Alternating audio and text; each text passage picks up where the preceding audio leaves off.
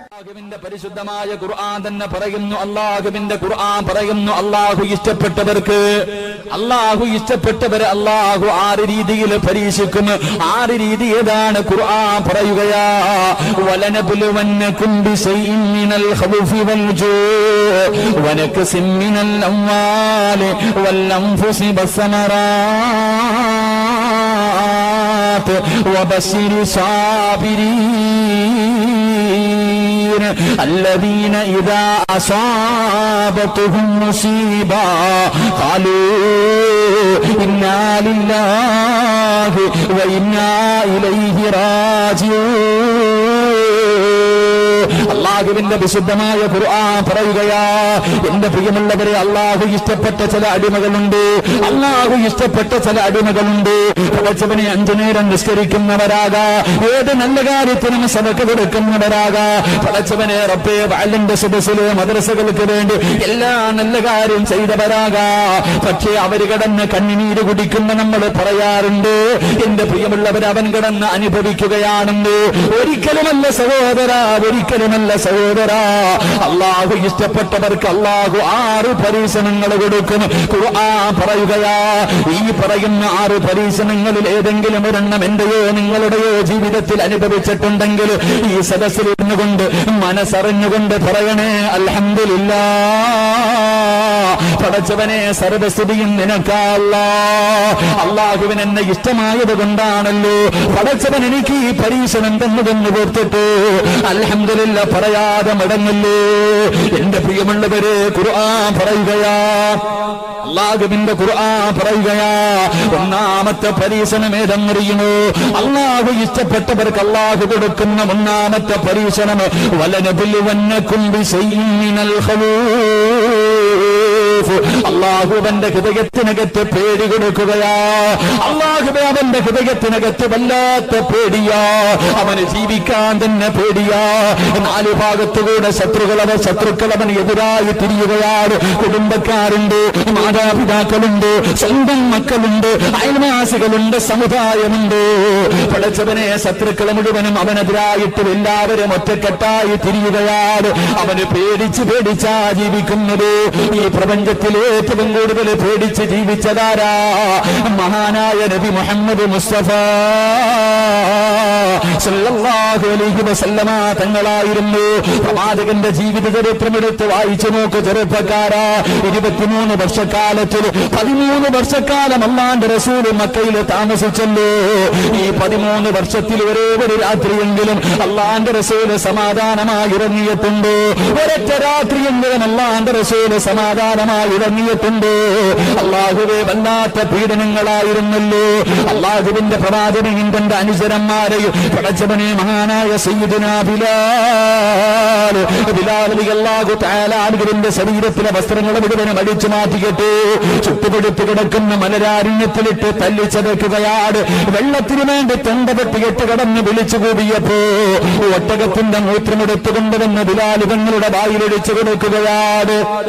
ഒട്ടകത്തിന്റെ മൂത്രമെടുത്തുകൊണ്ട് എന്റെ പ്രിയമുള്ള പെങ്ങള് നമ്മളൊക്കെ കിടന്ന് സുഖിക്കുകയാ. അവരനുഭവിച്ചതിന്റെ 4-1 പോലും ഞാനും നിങ്ങളും അനുഭവിച്ചിട്ടില്ല. അല്ലാഹുവിന്റെ പ്രവാചകൻ സല്ലല്ലാഹു അലൈഹി വസല്ലമ തങ്ങൾ ഉസ്മാൻ ഇബ്നു അഫ്ഫാൻ റളിയല്ലാഹു തആല അൻഹു രണ്ടുപേരും ഇങ്ങനെ നടന്നു പോകുമ്പോ ചുട്ടുപഴുത്ത് കിടക്കുന്ന മലരാരണ്യത്തിലിട്ട് ഒരു ഭാര്യയെയും ഭർത്താവിനെയും തല്ലിച്ചതയ്ക്കുകയാ. ഒരു നൂൽബന്ധം പോലുമില്ല. ശരീരത്തിലെ വസ്ത്രങ്ങൾ മുഴുവനും അടിച്ചു മാറ്റിയിട്ട് വരുന്നവനും പോകുന്നവനുമല്ല, പട്ടിയെ തല്ലുന്നത് പോലെ പടച്ചവനെ മഹദിയായ സുമയ്യ ബീവി റളിയല്ലാഹു തആല അൻഹാ തന്റെ പ്രിയപ്പെട്ട ഭർത്താവ് യാസിർ റളിയല്ലാഹു തആല അൻഹു രണ്ടുപേരെയും പടച്ചവനെയിട്ട് തല്ലിച്ചതയ്ക്കുകയാണ്. അല്ലാഹുവിന്റെ പ്രവാചകൻ അടുത്തേക്ക് നടന്നു ചെല്ലുമ്പോ യാസിർ റളിയല്ലാഹു തആല അൻഹുവിന്റെ കൈകാലുകൾ കെട്ടിയിട്ട് കത്തിക്കൊണ്ടിരിക്കുന്ന തീക്കകത്തേക്ക് തലകീഴായി കെട്ടിത്തൂക്കുകയാ. പടച്ചവനെ, തീയിങ്ങനെ കത്തിക്കൊണ്ടിരിക്കുകയാണ്. 2 കയ്യും കാലും കെട്ടിയിട്ട് തലകീഴായി തീക്കകത്തേക്ക് കുത്തിയിറക്കുകയാണ്. പടച്ചവനെ, ശരീരം മുഴുവനും കത്തിക്കരിയുകയാ. യാസിർ റളിയല്ലാഹു തആല അൻഹുവിന്റെ പച്ചയിറച്ചി മുഴുവനും തീക്കകത്ത് കിടന്ന് കരിയുകയാണ്. തന്റെ ഭർത്താവ് വിളിച്ചു പോകുന്ന ശബ്ദം കേൾക്കുമ്പോ സുമയ്യ ബീവി റളിയല്ലാഹു തആല അൻഹ ചാടി എഴുന്നേറ്റ് ഓടി വന്ന് തന്റെ തീക്കകത്ത് നിന്ന് പ്രിയപ്പെട്ട ഭർത്താവിനെ വെളിയിലേക്ക് തുള്ളിയിടുകയാ. ശരീരം മുഴുവനും കത്തിക്കരിഞ്ഞിട്ട് റബ്ബേ എല്ലുകളെ വെളിയിൽ കാണിച്ചിട്ട് മരണത്തോട് മല്ലടിച്ചു കൊണ്ടിരിക്കുന്ന യാസിർ റളിയല്ലാഹു തആല അൻഹുവിന്റെ മുന്നിലേക്ക് അല്ലാഹുവിന്റെ റസൂൽ കടന്നു വരുമ്പോ ശരീരത്തിൽ തൊടാനൊരൽപ്പം സ്ഥലം പോലുമില്ല, സർവ്വതും കത്തിക്കരിഞ്ഞിരിക്കുകയാ. അല്ലാഹുവിന്റെ പ്രവാചകൻ അടുത്ത് വരുമ്പോ യാസിർ ചോദിക്കുന്നു, യാ റസൂലല്ലാഹ്, അല്ലാഹുവിന്റെ പ്രവാചകരെ, ജീവിതത്തിന്റെ അവസാനം വരെ ഇങ്ങനെയാണോ നബിയേ? ജീവിതത്തിന്റെ അവസാനം വരെ ഇങ്ങനെയാണോ നബിയേ? അല്ലാഹുവിന്റെ റസൂൽ പറയുന്നു, യാസിറേ, നീയും നിന്റെ കുടുംബവും സ്വർഗത്തിലാ യാസിറേ. സുമയ്യ ബീവി റളിയല്ലാഹു തആല അൻഹ പടച്ചവനെ ഇത് കേൾക്കേണ്ട താമസമുണ്ടല്ലോ. ചാടി എഴുന്നേറ്റിട്ട് മരണത്തോട് മല്ലടിച്ചിരിക്കുന്ന പ്രിയപ്പെട്ട ഭർത്താവോട് അവിടുന്ന് പറയുന്നു, യാസിറേ, ഇവന്മാരുടെ മുന്നിൽ തോറ്റുകൊടുക്കല്ലോ, നമ്മളാണ് യഥാർത്ഥ വിജയികളോ, നമ്മള് സ്വർഗത്തിലാണല്ലോ, അല്ലാഹുവിന്റെ റസൂൽ സ്വർഗത്തിലാണെന്ന് പറഞ്ഞല്ലോ. പടച്ചവനെ സുമയ്യ ബീവി റളിയല്ലാഹു തആല അൻഹ ഇതിങ്ങനെ പറഞ്ഞുകൊണ്ടിരിക്കുമ്പോ അബൂജഹൽ പഠിപ്പിച്ച് കമ്പിയെടുത്തിട്ട് അല്ലാഹുവിന്റെ റസൂല് നോക്കി നിൽക്കുകയാ. സുമയ്യ ബീവി റളിയല്ലാഹു തആല അൻഹയുടെ നട്ടെല്ലിന്റെ ഭാഗത്തുകൂടെ പഠിപ്പിച്ച് കമ്പിയെന്നോട്ട് കുത്തിയിറക്കുക. വയറ്റിലൂടെ തുളച്ച് വെളിയിലേക്ക് വന്നു. സുമയ്യ ബീവി പഠിപ്പ് കിടക്കുന്ന മലലാരണ്യത്തിലേക്ക് മലർന്നു വീഴുകയാ. ആ സമയത്ത് പടച്ചവര് അതാ അവിടെ കിടന്ന് മരണത്തിന്റെ സമയത്തും ഭർത്താവിനോട് പറഞ്ഞുകൊടുത്ത് തോറ്റുകൊടുക്കല്ലോ, അല്ലാഹുവാണ് വലിയവര്, നമ്മളൊക്കെ സ്വർഗത്തിലാ. അബൂജഹൽ കഴുത്തിന്റെ മുകളിലേക്ക് കാലെടുത്ത് വെച്ചിട്ട് പഠിപ്പ് കിടക്കുന്ന മണ്ണിലേക്ക് ചവിട്ടി താഴ്ത്തി. അപ്പോഴും പറഞ്ഞു അല്ലാഹു ലഹദ്.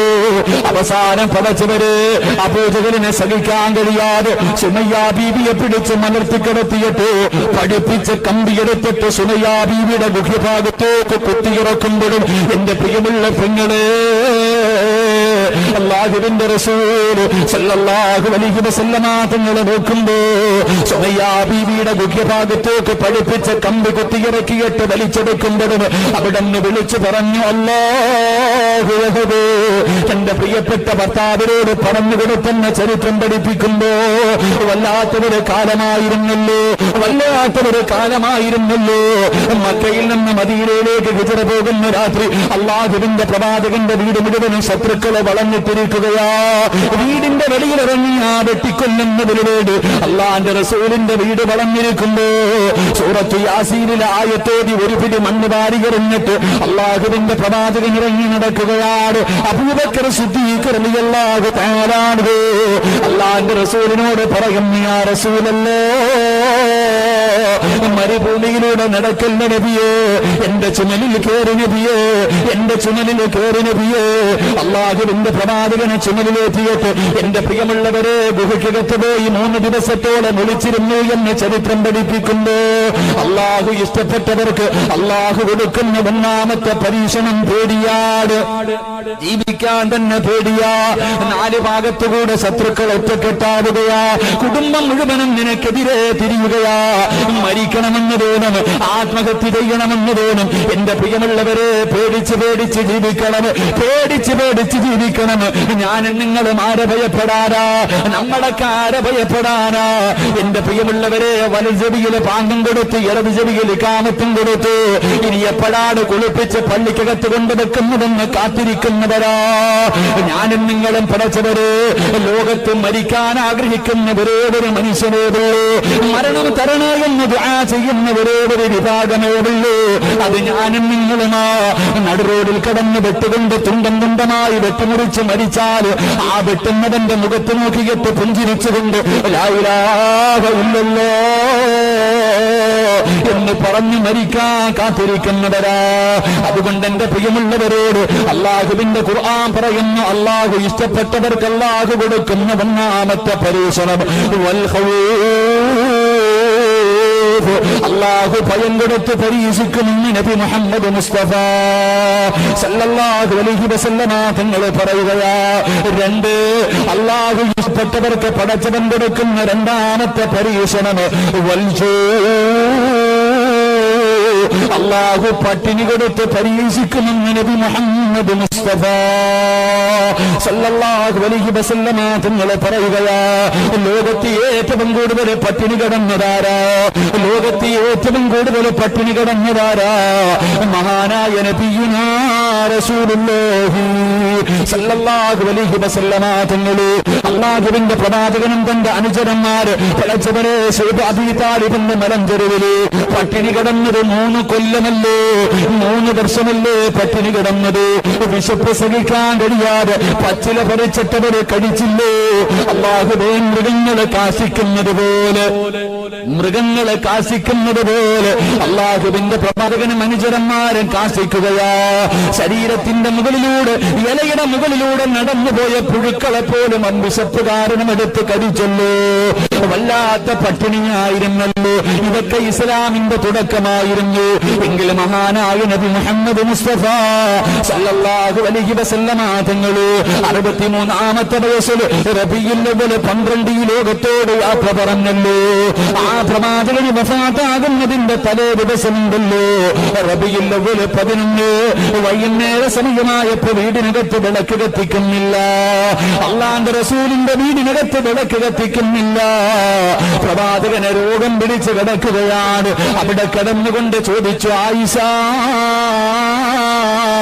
എന്തേ വിളക്ക് കത്തിക്കാത്തത്? ആയിഷ ബീവി മാറി നിന്ന് കരയുകയാ. കാരണം വിളക്കിനകത്തൊഴിക്കാനുള്ള എണ്ണയില്ല. ഭർത്താവിനോട് എണ്ണയില്ലെന്ന് പറഞ്ഞാൽ മനസ്സ് വേദനിക്കുമെന്ന് കരുതിയിട്ട് ആയിഷ ബീവി മാറി നിൽക്കുകയാ. വീടിനകത്ത് വല്ലാത്ത ഇരുള് വന്നു. അല്ലാഹുവിന്റെ റസൂല് പിന്നെയും ചോദിച്ചു, ആയിഷ, എന്തേ വിളക്ക് കത്തിക്കാത്തത്? അതാ പൊട്ടിക്കരഞ്ഞുകൊണ്ട് പറയുന്നു, യാ റസൂലല്ലാഹ്, വിളക്കിനകത്തൊഴിക്കാനുള്ള എണ്ണയില്ല നബിയേ. അല്ലാഹുവിന്റെ പ്രവാചകന് വഫാത്താകുന്നതിന്റെ തലേ ദിവസം വിളക്കിനകത്തൊഴിക്കാനുള്ള എണ്ണ പോലും ഇല്ലാത്ത വീട്. മഹാനായ പ്രവാചകർ ഒരു ദിവസം വിശക്കുന്ന വയറോട് വീട്ടിലേക്ക് കടന്നു വന്നിട്ട് ചോദിക്കുന്നു, ആയിഷ, വിശക്കുന്നു ആയിഷ, വല്ലതും കഴിക്കാണ്ടിരുന്നു? പടച്ചവനെ, ആയിഷ ബീവിയുടെ മുഖം വല്ലാതെ വാടി. റസൂലുള്ള സാധാരണ ഭക്ഷണം ചോദിക്കാറില്ല. ആയിഷ ബീവിയുടെ മുഖം വാടി. അല്ലാഹുവിന്റെ റസൂലിന് കാര്യം മനസ്സിലായി, വീടിനകത്ത് ഭക്ഷണമില്ലെന്ന്. അവിടെ നിന്ന് ചിരിച്ചുകൊണ്ട് ചോദിച്ചു, ആയിഷ, കുടിക്കാൻ അല്പം വെള്ളമെങ്കിലും തരുവോ? ആയിഷ ബീവി പൊട്ടിക്കരയുകയാ. കുടിക്കാനുള്ള പച്ചവെള്ളം പോലുമില്ലാത്തവര് വീടിനെ കുറിച്ച് ചിന്തിക്കു ചെറുപ്പക്കാരാ. അല്ലാഹുവിന്റെ റസൂൽ കരയുന്ന ഭാര്യയെ ചേർത്ത് പിടിച്ചിട്ട് അവിടുന്ന് പറയുന്ന, ആയിഷ, കരയല്ലേ, ഇന്ന് ഞാൻ സുന്നത്തിനോട് പിടിച്ചുകൊള്ളാം. അല്ലാഹുവിന്റെ പ്രവാചകന് ആയിഷ ബീവി റളിയല്ലാഹു തആല അൻഹ പറയുകയാ, ലൗ കാന ഇൻദനാ ദുമിനൻ, എന്റെ വീട്ടിലെങ്ങാനും വിളക്കിലൊഴിക്കുന്ന എണ്ണയുണ്ടായിരുന്നെങ്കിൽ അതെടുത്ത് കുടിച്ചിട്ട് എന്റെ വിശപ്പ് മാറ്റുമായിരുന്നു എന്ന് മഹദി ആയിഷ ബീവി റളിയല്ലാഹു തആല അൻഹ പറഞ്ഞു തരുന്നു. പാതിരാത്രി ഒരുമിച്ച് കൂടിയ ബാപ്പമാരോട് ഉമ്മമാരോട് എപ്പോഴും നമ്മൾ പറയാറുണ്ട്, പട്ടിണി കിടക്കുന്നവരാണെന്ന്. പട്ടിണി കിടന്നിട്ടുണ്ടെന്ന് ഞാനും നിങ്ങളും പറയും. പക്ഷേ പട്ടിണി എന്താണെന്ന് എനിക്കും നിങ്ങൾക്ക് പറയുമോ? എന്റെ വാപ്പമാരോട് ഉമ്മമാരോട് പ്രായമുള്ളവര് പറയും പട്ടിണി കിടന്നിട്ടുണ്ടെന്ന്. ജീവിതത്തിൽ ഒരിക്കലെങ്കിലും പട്ടിണി അനുഭവിച്ചിട്ടുണ്ടോ ഞാനും നിങ്ങളും? പഴയ ആൾക്കാരൊക്കെ എന്റെ മുത്തവല്ലിയെ കൂടെ ചോദിച്ചാൽ പറയും, പണ്ടൊക്കെ നമ്മളൊക്കെ പട്ടിണി കിടന്നിട്ടുണ്ടെന്ന്. സത്യത്തിൽ പട്ടിണി എന്താണെന്ന് നമുക്കറിയില്ല. ചുമ്മാതെ പറയണത് പട്ടിണി കിടന്നിട്ടുണ്ടെന്ന്. അല്ലാഹു ഈമാൻ നൽകി അനുഗ്രഹിക്കുമാറാകട്ടെ. പട്ടിണി എന്ന് പറഞ്ഞാൽ എന്താണെന്നറിയോ? യഥാർത്ഥത്തിൽ ആ വാക്ക് പറയാനുള്ള യോഗ്യത നമുക്കില്ല. അള്ളാഹു നമുക്ക് ഈമാൻ നൽകി അനുഗ്രഹിക്കുമാറാകട്ടെ. യഥാർത്ഥത്തിൽ പട്ടിണി എന്തെന്ന് വെച്ചാൽ യഥാർത്ഥത്തിൽ പട്ടിണി എന്താണെന്ന് വെച്ചാൽ മഹാനായ നബി മുഹമ്മദ് മുസ്തഫ സല്ലല്ലാഹു അലൈഹി വസല്ലം അല്ലാഹുവിന്റെ പ്രവാചകൻ ഒരു ദിവസം തന്റെ പൊന്നുമോളുടെ വീടിന്റെ മുന്നിലൂടെ നടന്നു പോവുകയാ.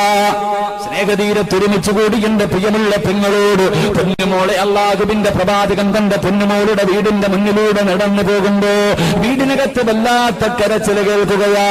ഹസൻ ഹുസൈൻ റളിയല്ലാഹു തആല അൻഹു ഫാത്തിമ ബീവിയുടെ വീടിനകത്ത് കിടന്ന് മക്കള് കരയുന്ന ശബ്ദം കേൾക്കുകയാണ്.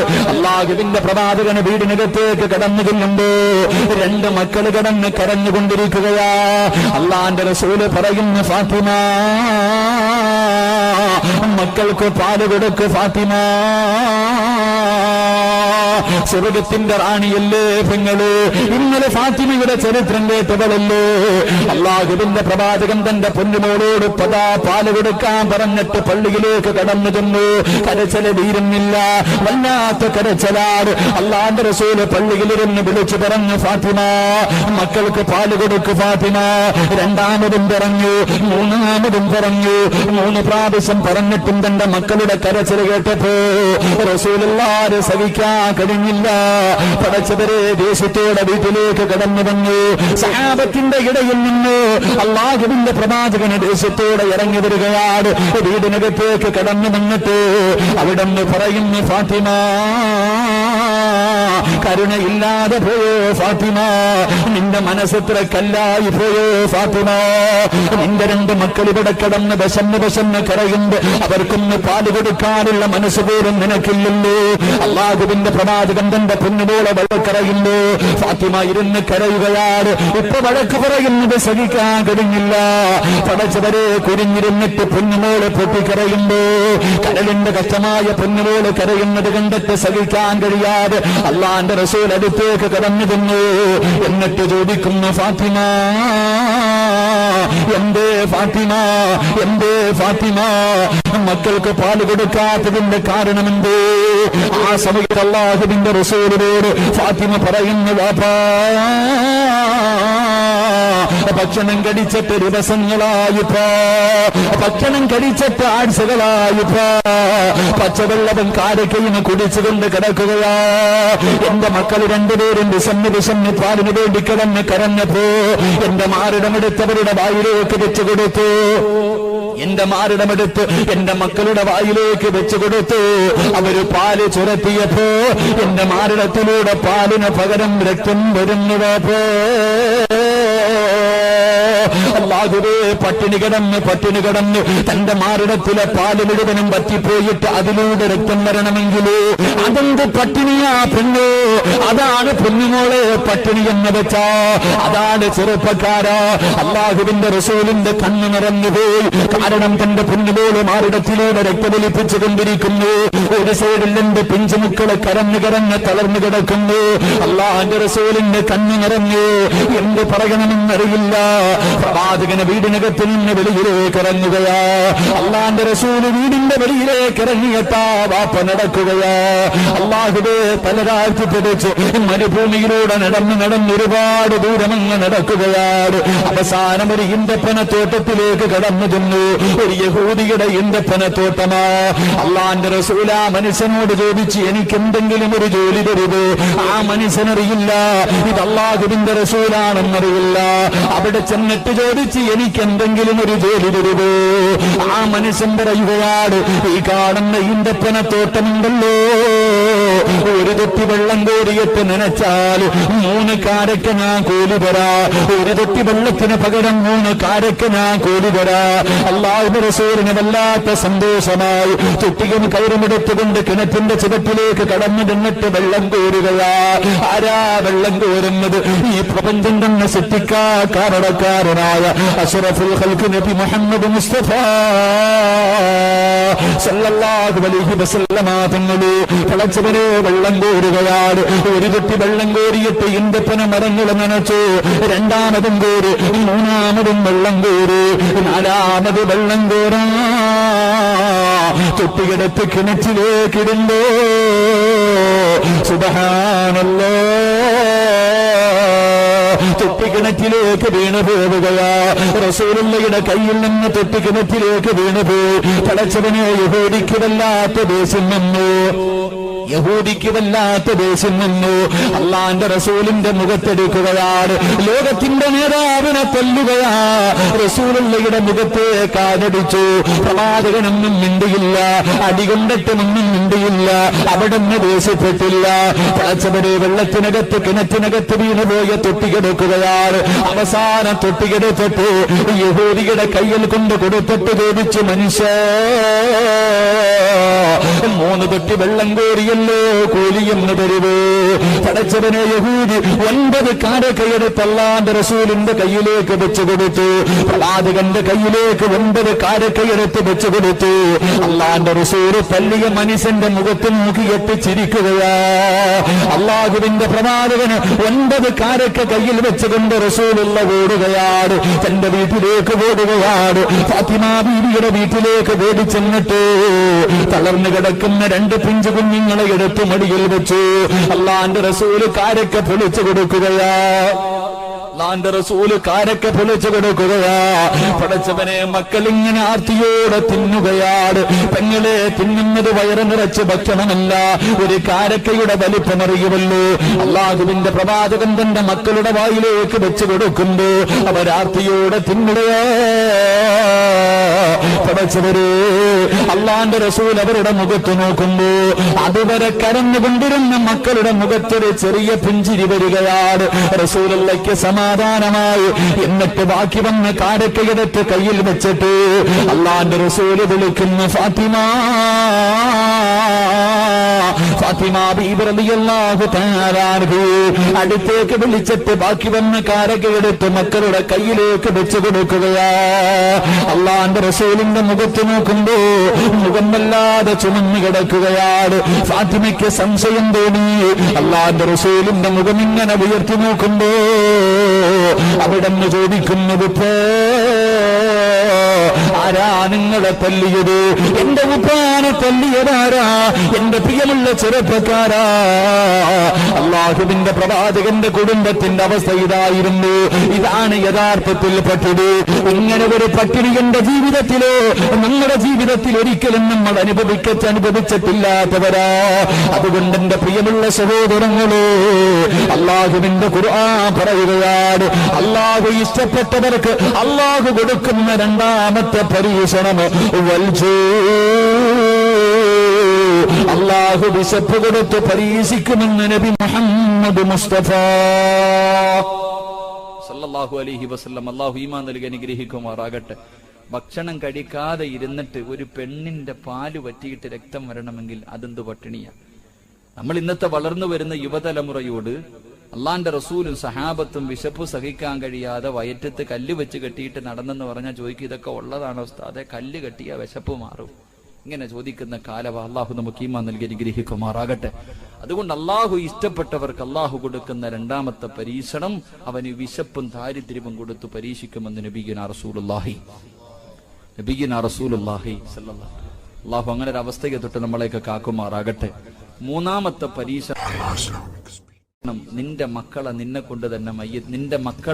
നിന്നെ കൊണ്ട് തന്നെ കബറടപ്പിക്കുമെന്ന് നബിയുനാ റസൂലുള്ളാഹി സല്ലല്ലാഹു. സ്വന്തം മക്കളുടെ മയ്യത്ത് കബറടക്കാൻ പറ്റും? അതിനുള്ള ധൈര്യം ഉണ്ട് നമുക്കൊക്കെ?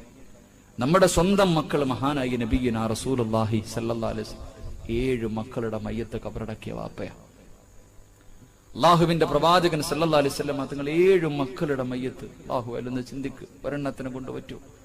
ഇഷ്ടമില്ലാത്തത് കൊണ്ടാണോ? അള്ളാന്റെ റസൂൽ സല്ലല്ലാഹു അലൈഹി വസല്ലം തങ്ങൾ പടച്ചവനെ യുദ്ധം കഴിഞ്ഞിട്ട് വീട്ടിലേക്ക് കയറി വരുമ്പോ ആയിഷ ബീവി റളിയല്ലാഹു തആല അൻഹ നിന്ന് കരയാ. ആയിഷ ബീവി റളിയല്ലാഹു തആല അൻഹ നിന്ന് കരയുന്നു. അള്ളാന്റെ റസൂൽ ചോദിച്ചു, എന്തേ ആയിഷ കരയണേ? ബദർ യുദ്ധം കഴിഞ്ഞിട്ട് വരിക 313 സഹാബത്ത് ബദറിന്റെ രണാങ്കണത്തിൽ പടച്ചവനെ മലക്കുകൾ ഇറങ്ങി സഹായിച്ച യുദ്ധം. ആ യുദ്ധത്തിൽ വിജയിച്ച സന്തോഷത്തോടെ വീട്ടിലേക്ക് കയറി വരുമ്പോ അള്ളാന്റെ റസൂലിന്റെ ഭാര്യ വീടിനകത്തിരുന്ന് കരയണ. എന്തേ ആയിഷ കരയണേ? നബിയെ, പൊന്നുമോളുടെ മയ്യത്ത് കബറടക്കാൻ കൊണ്ടുപോയി നബിയെ, ഒന്ന് കാണണമെങ്കിൽ ഓടിപ്പോ നബിയെ. യുദ്ധം കഴിഞ്ഞ് വീട്ടിലേക്ക് കയറി വരുന്ന പ്രവാചകനോട് പ്രിയപ്പെട്ട ഭാര്യ പറയണം, മകളുടെ മയ്യത്ത് ജന്നത്തിൽ ബഖീൽ കൊണ്ടുപോയി നബിയെ, ഓടി നബിയെ. അള്ളാന്റെ റസൂൽ സല്ലല്ലാഹു അലൈഹി വസല്ലം തങ്ങൾ ഓടി ചെല്ലുമ്പോ പടച്ചവനെ മയ്യത്ത് കബറിനകത്ത് വെച്ചിട്ട് മണ്ണ് വാരിയിട്ടോണ്ടിരിക്കുക. മയ്യത്ത് കബറിനകത്ത് ഇറക്കി വെച്ചിട്ട് മണ്ണ് വാരിയിടുകയാണ്. മഹാനായ ഉസ്മാൻ ഇബ്നു അഫ്ഫാൻ റളിയല്ലാഹു തആല അൻഹു പടച്ചവനെ അള്ളാന്റെ റസൂലിനോട് ചോദിച്ചു, നബിയെ കാണണോ നബിയെ, മുള്ള മയ്യത്ത് കാണണം, മണ്ണ് വാരി ഇട്ട് കഴിഞ്ഞു. അള്ളാഹുവിന്റെ റസൂലിന് തന്റെ പൊന്നുമോളുടെ മയ്യത്ത് പോലും കാണാൻ കഴിഞ്ഞില്ല എന്ന് ചരിത്രം പഠിപ്പിക്കുന്നു. അള്ളാഹു ഈമാൻ നൽകി അനുഗ്രഹിക്കുമാറാകട്ടെ. എന്റെ പ്രിയമുള്ളവരെ, സ്വന്തം മക്കളുടെ മയ്യത്ത് കബറടക്കാന്ന് വെച്ചാൽ അതിനെക്കാളും വലിയ വേദന ഒന്നില്ല. 2 ദിവസം ഈ വ്യാഴാഴ്ച ദിവസം എന്റെ വീടിന്റെ അടുക്കൽ 8 വയസ്സുള്ളൊരു മോള്, കഴിഞ്ഞ റമളാനിൽ ആ കുട്ടിയുടെ ഉമ്മ അറ്റാക്ക് വന്നിട്ട് മരണപ്പെട്ടു. പ്രശ്നം മരണമെന്നൊക്കെ പറഞ്ഞ നിസ്സാര മനുഷ്യ, ഒരു രോഗവും വേണ്ട, ഒരു രോഗവും വേണ്ട. 8 വയസ്സുള്ള പൊന്നുമോള് പടച്ചവനെ പതിവില്ലാതെ അന്ന് രാവിലെ ഉപ്പ സുബഹിക്ക് എഴുന്നേറ്റപ്പോ പറഞ്ഞു എനിക്ക് നിസ്കരിക്കണം, കൂടെ എഴുന്നേറ്റു. ഉമ്മയില്ലാത്ത പൊന്നുമോള് രാവിലെ പടച്ചവനെ എഴുന്നേറ്റിട്ട് വാപ്പയുടെ കൂടെ നിന്ന് സുബഹി നിസ്കരിച്ചു. എനിക്ക് ഉപ്പാന്റെ മടിയിൽ കിടന്നുറങ്ങണം, എനിക്ക് ഉപ്പാന്റെ മടിയിൽ കിടന്നുറങ്ങണം. പടച്ചവൻ ഉപ്പാന്റെ മടിയിൽ കിടന്നു. തന്റെ പൊന്നുമോൾ ഉറക്കത്തിലെത്തിയപ്പോ ആ മനുഷ്യൻ കുഞ്ഞിനെ കടത്തിയിട്ട് പോയി. പടച്ചവനെ, അല്ലാഹുവേ, മദ്രസയിൽ പോകാൻ വേണ്ടി വിളിച്ചപ്പോ മോൾ അനങ്ങുന്നില്ല. 8 വയസ്സ് മദ്രസയിൽ പോകാൻ വേണ്ടി വിളിക്കുന്നു, അനങ്ങുന്നില്ല. പെട്ടെന്നെടുത്ത് അടുത്ത ഹോസ്പിറ്റലിൽ കൊണ്ടുപോയപ്പോ ഡോക്ടർ പറഞ്ഞു സൈലന്റ് അറ്റാക്ക്, മരിച്ചിട്ട് 1 മണിക്കൂറായി. അല്ലാഹു അലം. കാലത്തിന്റെ അവസ്ഥ ഇതാ, ഒരു മനുഷ്യന്റെ അവസ്ഥ ഇതാ. നമ്മൾക്ക് തിരിയണില്ല, നമുക്ക് മനസ്സിലാക്കാൻ കഴിയണില്ല. എത്ര കൊണ്ടാലും എത്ര കണ്ടാലും എത്ര അനുഭവിച്ചാലും നമുക്ക് നന്നാകാൻ തോന്നുന്നില്ല. അള്ളാഹു നമുക്ക് ഈമാൻ നൽകി അനുഗ്രഹിക്കുമാറാകട്ടെ. അള്ളാഹു നമ്മുടെ മക്കളെ കാക്കുമാറാകട്ടെ. ഏറ്റവും വലിയ വേദന എന്ന് പറഞ്ഞാൽ സ്വന്തം മക്കളുടെ മയ്യത്ത് കുളിപ്പിക്കുന്ന രംഗം ഒന്ന് സങ്കല്പിക്കുക. സ്വന്തം മക്കളുടെ മയ്യത്ത് കുളിപ്പിക്കുന്ന രംഗം, സ്വന്തം മക്കളുടെ മയ്യത്ത് കബറിനകത്ത് ഇറക്കി വെച്ചിട്ട്, സാധാരണ വാപ്പയുടെ മയ്യത്ത് ഇറക്കി വെച്ചിട്ട് മക്കൾ ഒരു പിടി മണ്ണ് വാരി കൊടുക്കും ഉപ്പാന്റെ കബളിനടിയിൽ വെക്കാൻ. അള്ളാഹുവെ, സ്വന്തം മക്കളുടെ കബളിനടിയിൽ മണ്ണ് വെക്കാൻ വാപ്പ കോരിക്കൊടുക്കുന്ന വാരിക്കൊടുക്കുന്ന ഒരവസ്ഥ. അള്ളാഹു അങ്ങനെ അവസ്ഥയെ തൊട്ട് നമ്മളെ കാക്കുമാറാകട്ടെ. അള്ളാഹു അങ്ങനെ ഒരു അവസ്ഥയെ തൊട്ട് നമ്മളെ കാക്കുമാറാകട്ടെ. എന്റെ പ്രിയമുള്ള സഹോദരങ്ങൾ, അത് വല്ലാത്ത വേദനയാണ്, അത് വല്ലാത്ത വേദനയാണ്. നമ്മുടെയൊക്കെ അഹങ്കാരങ്ങൾ, നമുക്ക് അള്ളാനെ മറന്നിങ്ങനെ നടക്കുമ്പോ വലിയ വലിയ വേദനകൾ. അള്ളാഹു ഒരുപാട് വേദനകൾ. നമ്മുടെ സ്വഭാവം, നമുക്ക് എന്തെങ്കിലും വന്നാൽ പഠിക്കൂല, നമ്മുടെ മക്കൾക്ക് എന്തെങ്കിലും വന്നാലേ നമുക്ക് അനുഭവിക്കൂ. എന്റെ അടുത്തിപ്പോ കഴിഞ്ഞ ആഴ്ചയാണെന്ന് തോന്നുന്നു, വഴുത് കഴിഞ്ഞ് കണ്ണൂര് കുത്തുപുറമ്പ് എന്ന സ്ഥലത്ത് കൂടെ നടന്നു വരുമ്പോ സഹോദരൻ ഒരു മയ്യത്ത് വീട്ടിൽ കയറാൻ പറഞ്ഞു. അള്ളാഹുബെ, 35 വയസ്സുള്ള ചെറുപ്പക്കാരൻ രാവിലെ മക്കളെ 2 ആൺമക്കൾ കെട്ടിപ്പിടിച്ച് ഉമ്മ കൊടുത്തിട്ട് റോഡ് പണിക്ക് പോകുന്ന സഹോദരൻ പടച്ചവനെ തിളപ്പിച്ചിട്ട് 6 ഓട്ടോയുടെ പുറകിൽ വെച്ചിട്ട് കയറ്റം കയറിയതാ, ബ്രേക്ക് പൊട്ടിപ്പോയി. അള്ളാഹു, നിങ്ങൾ ചിന്തിച്ചു നോക്ക്, ആ ഓട്ടം അറിഞ്ഞിട്ട് ആ സഹോദരന്റെ ശരീരത്തിലേക്ക് തിളപ്പിച്ചിട്ട് 6 മുഴുവനും വീണു. ചൂടുവെള്ളം വീണ നമ്മളെ കൊണ്ട് പറ്റൂ? ഒരൽപ്പം ചൂടുവെള്ളം വീണ നമ്മളെ കൊണ്ട് സഹിക്കാൻ കഴിയോ? പടച്ചവന് ശരീരം മുഴുവനും എല്ലുകളൊക്കെ വെളിയിൽ, കണ്ണില്ല. 2 ദിവസം കോഴിക്കോട് മെഡിക്കൽ കോളേജിന്റെ ഐസിയുവിൽ കിടന്നു, മരണപ്പെട്ടു. മയ്യത്ത് കൊണ്ടുവന്നപ്പോ ആരെയും കാണിക്കണില്ല. ആംബുലൻസിൽ മയ്യത്ത് കൊണ്ടുവന്നപ്പോ ആ സഹോദരന്റെ കൂടെ റോഡ് പണിക്ക് നിന്ന അമുസ്ലിമീങ്ങളായ സഹോദരങ്ങൾ മയ്യത്ത് കൊണ്ടുവരുന്ന ആംബുലൻസിന്റെ മുന്നിൽ കടന്നു. ഞങ്ങൾ കണ്ടിട്ട് കൊണ്ടുപോയാൽ മതി, ഞങ്ങളുടെ കൂട്ടുകാരനാ, ഞങ്ങളെ കാണിക്കണം. അവസാനം വാശി പിടിച്ചപ്പോ അല്ലാഹുവേ, പടച്ചവനെ, ആംബുലൻസിനകത്ത് കയറി നോക്കിയിട്ട് ഒരാൾ വിളിച്ചു പത്രേ, ആരും കാണല്ലേ. കാണാൻ ഒന്നുമില്ലായിരുന്നു.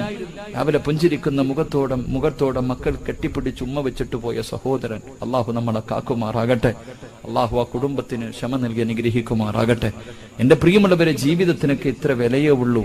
അതുകൊണ്ട് അള്ളാഹുവിന്റെ റസൂല് പരിശുദ്ധമായ ഖുർആൻ പറഞ്ഞു, അള്ളാഹു ഇഷ്ടപ്പെട്ടവർക്ക് അള്ളാഹു കൊടുക്കുന്ന 2ാമത്തെ 3ാമത്തെ പരീക്ഷണം, അള്ളാഹു അവന്റെ മക്കളെ അവനെ കൊണ്ട് തന്നെ ഖബറടപ്പിക്കുമെന്ന് നബിയുനാ റസൂലുള്ളാഹി സ്വല്ലല്ലാഹു. അള്ളാഹു അങ്ങനെ ഒരു അവസ്ഥയെ തൊട്ട്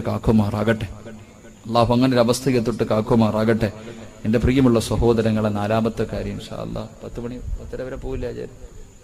ഇൻഷാ അല്ലാഹ് നിർത്തണോ? കുഴപ്പമൊന്നുമില്ലല്ലോ.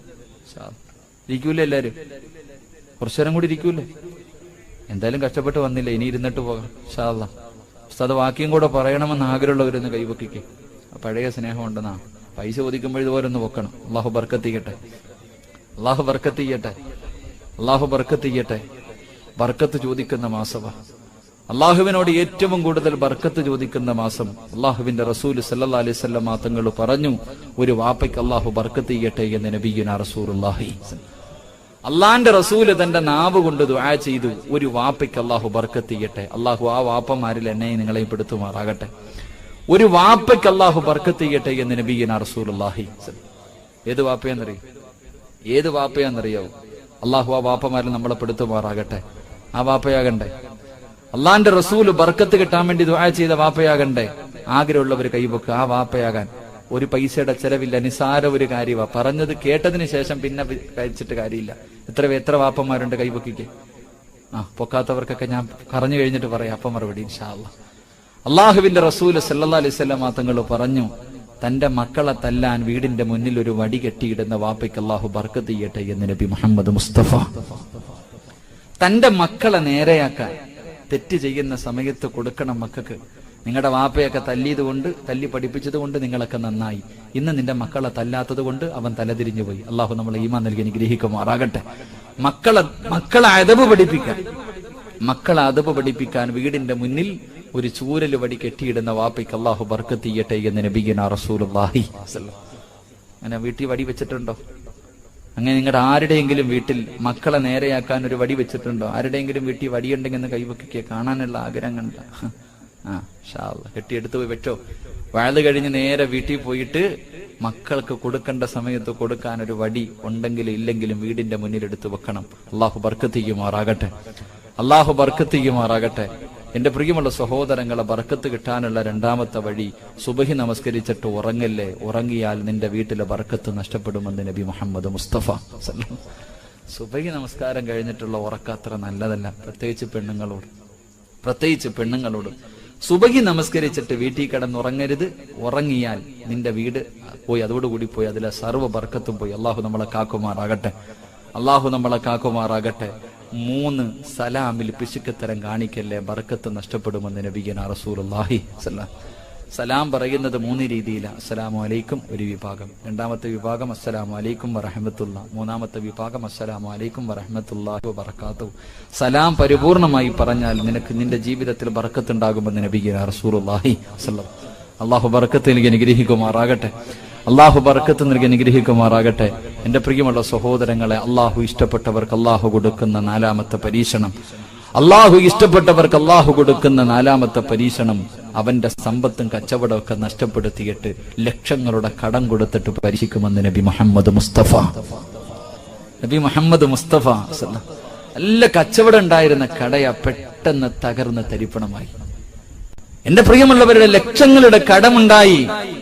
അള്ളാഹുവിന്റെ പരിശുദ്ധമായ ഖുർആൻ പറയുകയാണ്, എന്റെ പ്രിയമുള്ള സഹോദരങ്ങളോട്, സഹോദരിമാരോട്, എന്റെ പ്രിയമുള്ളവരെ, അള്ളാഹു സമ്പത്ത് നഷ്ടപ്പെടുത്തിയിട്ട് അള്ളാഹു പടച്ചവനെ അവനെ കടങ്ങൾ കൊടുത്തിട്ട് അള്ളാഹു പരീക്ഷിക്കുമെന്ന് ഖുർആൻ പറയുമ്പോ, എന്റെ പ്രിയമുള്ളവരെ, പണത്തിന് വല്ലാത്ത പ്രാധാന്യം നൽകുന്ന കാലമാണല്ലോ. മഹാനായ നബി മുഹമ്മദ് മുസ്തഫ സല്ലല്ലാഹു അലൈഹി വസല്ലമ തങ്ങളെ മക്കയിൽ നിന്ന് മദീനയിലേക്ക് ഹിജ്റ പോകുമ്പോ ഈ സദസ്സിൽ ഒരുമിച്ച് കൂടിയവർക്ക് സ്വന്തമായിട്ട് വീടുള്ളവരുണ്ട്, കച്ചവടമുള്ളവരുണ്ട്, ഒരുപാട് പൈസയുണ്ടവരുണ്ട്. എന്റെ പ്രിയമുള്ളവരെ, കേറിക്കിടക്കാൻ ഒരു വാടക വീടെങ്കിലും സ്വന്തമായി വീടുള്ളവരെങ്കിലും ഉണ്ടല്ലോ, 1 സെന്റ് വസ്തുവെങ്കിലും ഉള്ളവരുണ്ടല്ലോ. എങ്കിൽ അള്ളാഹുവിന്റെ പ്രവാചകൻ മക്കയിൽ നിന്ന് മദീനയിലേക്ക് ഹിജ്റ പോകുമ്പോ റസൂലുള്ളാഹിയുടെ കാലിന്റെ ചുവട്ടിൽ കിടന്ന ഒരു പിടി മണ്ണ് പോലും സ്വന്തമായിട്ടില്ല.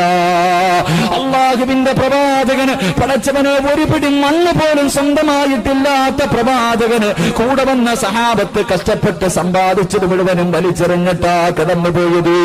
എന്റെ പ്രിയമുള്ളവരെ, പണത്തിന് വേണ്ടി കിടന്ന് നെട്ടോട്ടമോടുന്നവരുണ്ടല്ലോ.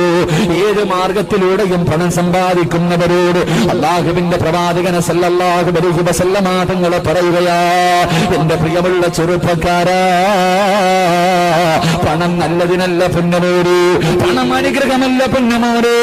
അള്ളാഹുവിന്റെ പ്രവാചകൻ പറയുന്ന 1,24,000 പരം വരുന്ന അംബിയാ മുർസലീങ്ങളുണ്ടല്ലോ. അതിന്റെ മുതൽ അഷ്റഫുൽ ഖൽഖായ തങ്ങളെ വരികളുള്ള പ്രവാചകന്മാരിൽ ഏറ്റവും അവസാനം സ്വർഗ്ഗത്തിൽ കിടക്കുന്ന പ്രവാചകന് മഹാനായ സുലൈമാൻ നബി അലൈഹിസ്സലാം. സുലൈമാൻ നബിയാണ്. കാരണം അല്ലാഹു ഒരുപാട് പണം കൊടുത്ത പ്രവാചകന്മാരിൽ ഏറ്റവും പണക്കാരനായിരുന്നു സുലൈമാൻ നബി. അതുകൊണ്ട് എല്ലാത്തിനും കണക്ക് പറഞ്ഞിട്ട് അവസാനമാ സ്വർഗ്ഗത്തിൽ കിടക്കുന്നത്. അല്ലാഹുവിന്റെ പ്രവാചകന്റെ സഹാബത്ത് അബൂബക്കർ സിദ്ദീഖ് റളിയല്ലാഹു റളിയല്ലാഹു തആല അൻഹു മുതൽ വഹ്ശ് റളിയല്ലാഹു തആല അൻഹു വരെയുള്ള ലക്ഷക്കണക്കിന് സഹാബത്ത്, ഈ സഹാബാക്കളിൽ ഏറ്റവും അവസാനം സ്വർഗത്തിൽ കിടക്കുന്ന സഹാബി അബ്ദുറഹ്മാൻ ഇബ്നു ഔഫ് റളിയല്ലാഹു തആല അൻഹു. കാരണം അല്ലാഹു ഒരുപാട് പണം കൊടുത്ത സഹാബിയാ. എന്റെ പ്രിയമുള്ളവരെ, പണം നല്ലതിനല്ല. പടച്ചവരെ, പണത്തിന് വേണ്ടി നെട്ടോട്ടമോടുന്നവരുണ്ടല്ലോ.